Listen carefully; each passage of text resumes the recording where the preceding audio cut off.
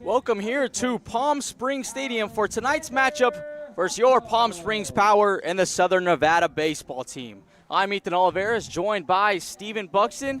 And Bucks, we have a Power team that is coming in red hot, currently on an 8-game win streak, and they just picked up win number 20 on the season back on Saturday night. Yeah, and it was really impressive how they took home that win against the PSCL All-Stars. Ethan, this is a game that is never out of hand, but the 11-3 score that they put up on Saturday, just about as much of a mismatch as you'll ever see out of a Power team.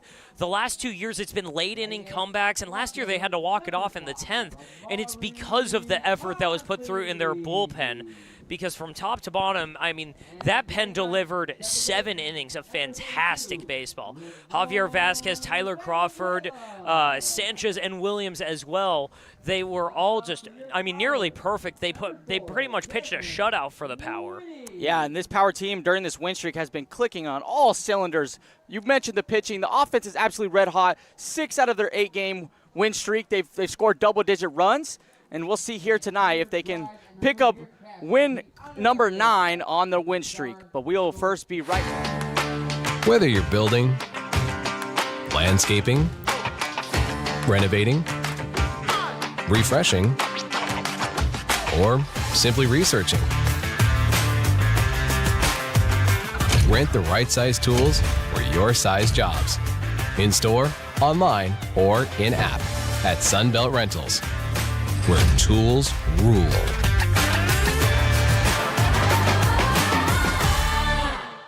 Outdoor living in the Coachella Valley is spectacular, and Tessera is the premier builder of outdoor living spaces in the desert. Nobody does it better than Tessera.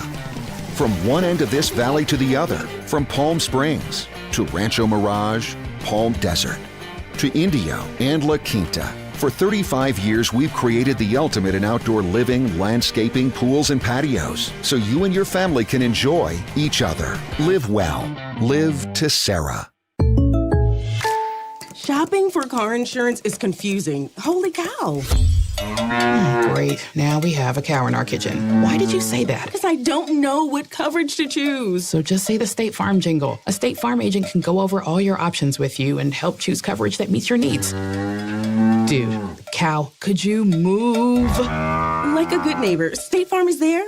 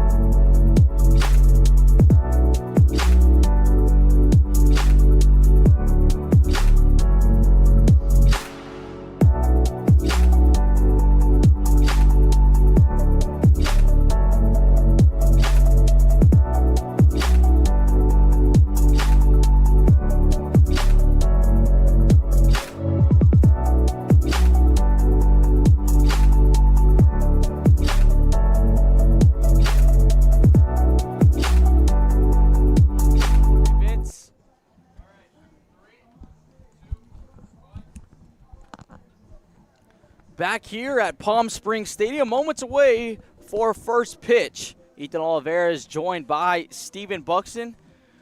And the defensive lineup today for the Power, going from left to right. Starting in left field is going to be number 5, Amari Conley. In center field, Jaden Sanchez. And to his right is going to be Derek Hurtado. And in the infield today at third base, getting a start, has not started in a couple weeks now, is going to be Kai Cunningham. Starting shortstop, Kaden Durazo, who had his last outing, he reached on all 4 plate appearances. And at second base, number 32, Ramon Valenzuela. And at first base, number 26, Alex Hasso. And behind the dish today for the Power is going to be Owen Michelson, where the starting pitcher tonight for the Power is going to be number 4, Cam Whitty. And Bucks, just tell me a little bit about Whitty this season.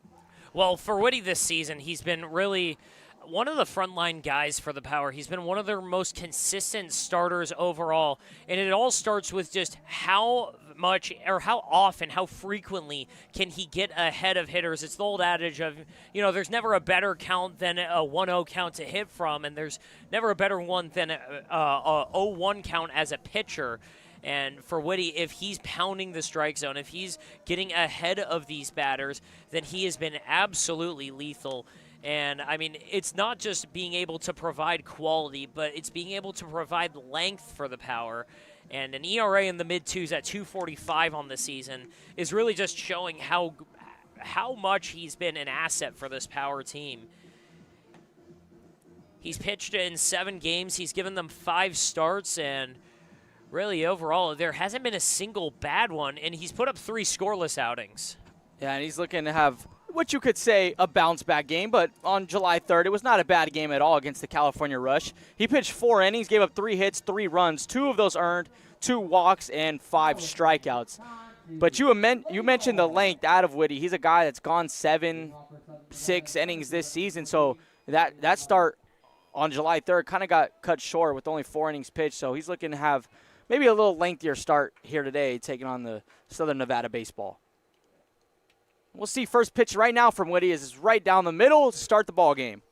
Yeah, and with Whitty, you mentioned that he's able to provide length, and with those 6 or 7 inning starts, he's only got 3 starts that are less than or 3 appearances that are less than 5 innings, and 2 of those 3 were in the first 2 weeks of the season when really guys are just trying to get it lengthened out. As that ball hit down the right field line, barely fair. That's Glover, and that ball kicks out in right field, and Glover's going to stop at second. I don't know if he did not pick up the third base coach there, but he had an easy triple.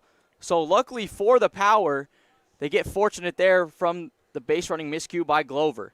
Yeah, Ethan, that ball kind of just had eyes over there. Hurtado in right field did not have the easiest time getting to it or getting that ball up, and it just looked like William Glover just was not looking down the line, was not tracking that ball, and going over towards second base. It's a little bit awkward to try and, have the neck turned all the way to the third base coach to be able to get the sign there, but he's just got to have a better job, just being aware.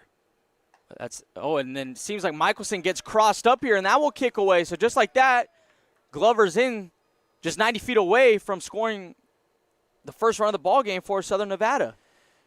Yeah, I don't know if it was crossed up or what happened there. At bare minimum, Whitty might have just missed his spot because it looked like Michelson might have been set up a little further outside than that pitch went. It went all the way inside on him.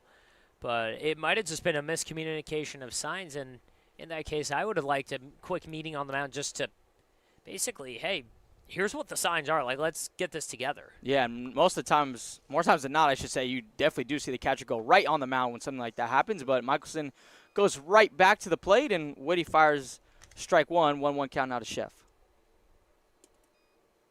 It's going to be Chef following Glover, who lead off this game with a double. Then Dylan Swanson, Gunnar Myro, Michael Alvarado,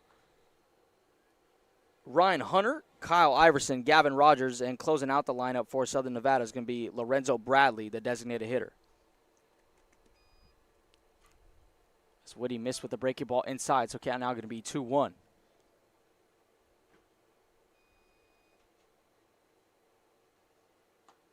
Tries to double up with the breaking ball, misses again. So now Chef in a hitter's friendly 3-1 count. Yeah, that's not a spot where you want to miss right there. Cam Whitty's got to get that breaking ball way lower in the zone. That curveball with over a foot of break was up and in, and it was right in the wheelhouse if that's a couple inches further over towards the plate.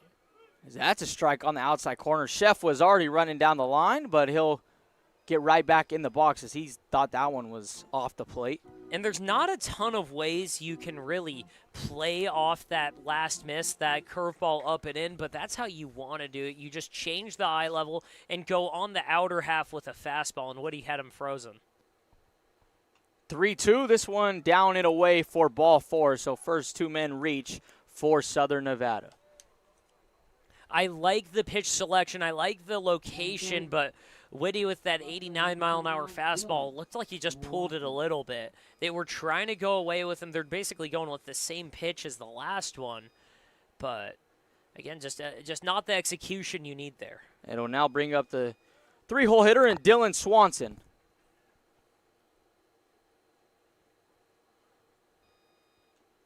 There's that first pitch breaking ball, and again, Michelson having troubles handling that pitch, so that will kick away, and Chef now at second. Yeah, and you saw Michelson look down at first. He might have thought that that pitch was right around his feet and a little bit slow to get up. So just not the best job there, being able to keep that pitch close. But again, Chef doing what he needs to do, taking that extra 90 feet. There's a strike at the bottom of the zone. So we've seen some early troubles between this connection between Whitty and Michelson. Hoping to put that to a halt here as Whitty is in trouble with two runners in scoring positions now with no outs.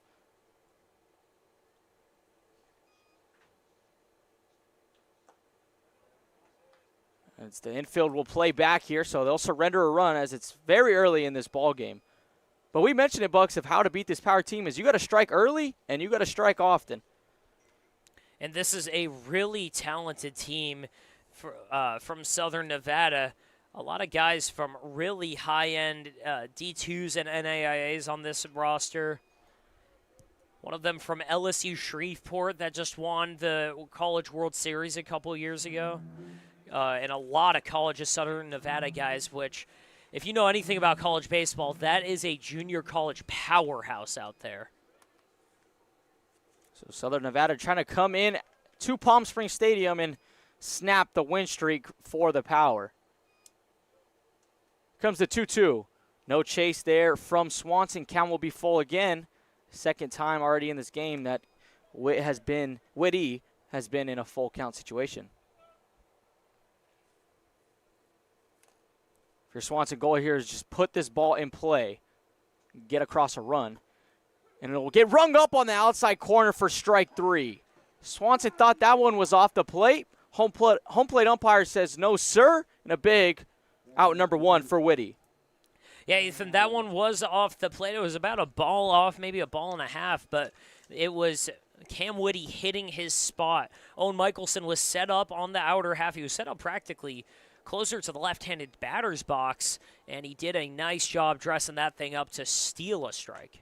This one chopped first pitch by Gunnar Myro. Bucks, you mentioned where some of these guys play college ball. Gunnar Myro from UNLV. So there's four guys here on the field today from UNLV, even though, or I should say three, and one that's has the day off in Caden Richards. You got Gunnar Myro, Caden Richards, Jaden Sanchez, and Cooper Chef, all from UNLV. Good work there from Whitty, quickly up 0-2.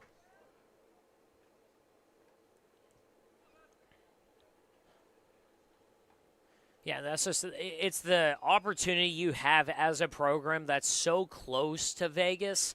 And for colleges, Southern Nevada, a lot of their guys are UNLV bounce backs or guys who do get moved on to a school like UNLV. So, again, it's not directly affiliated to College of Southern Nevada, but Southern Nevada baseball here does take a lot of those same players.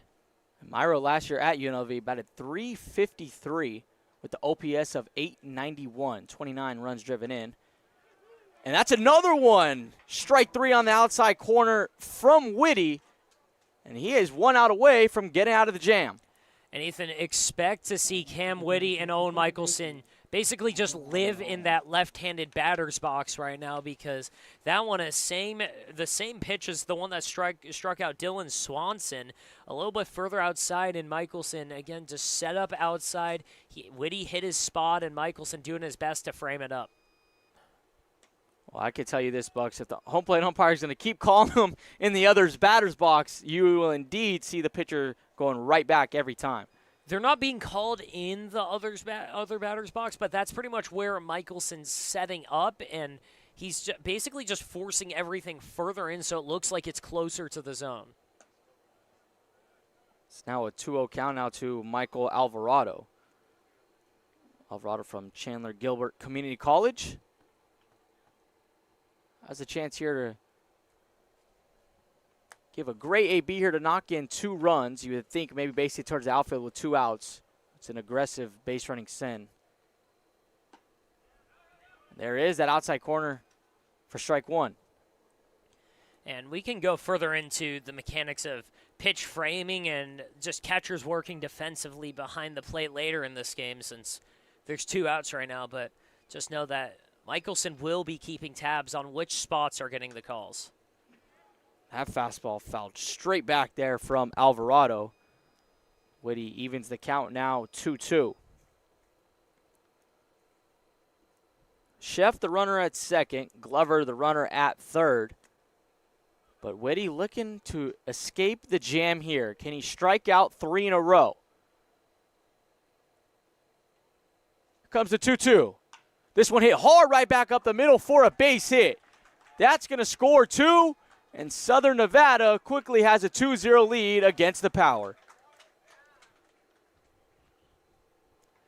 That's a great job by Michael Alvarado. They've been pitching him low the entire at-bat. There was one pitch that missed a little bit high, but he goes after that low fastball. And it was a good one by Whitty, but it just leaked a little bit further over the plate than he'd like to.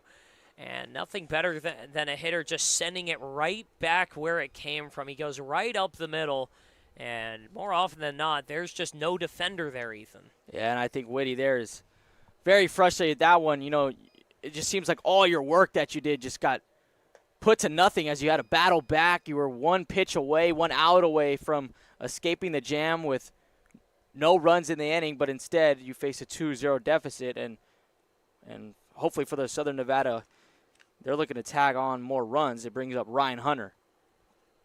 And for Whitty, you almost on the mound just have to basically accept it and move on, because I'm sure sometime either in the dugout after this inning or later in the game, he'll pretty much just have to think to himself, yeah, the 2 scored because I let the first 2 runners of the game on base. And when you start the game with runners on the corners and nobody out, you just know you're going to have to work harder. That's a big swing there from Hunter. Count now 1-2.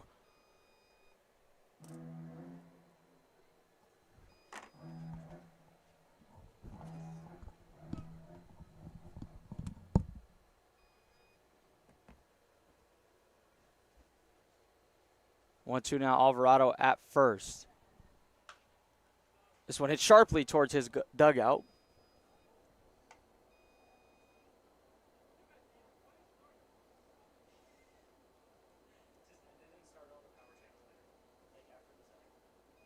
Who's on PSEO?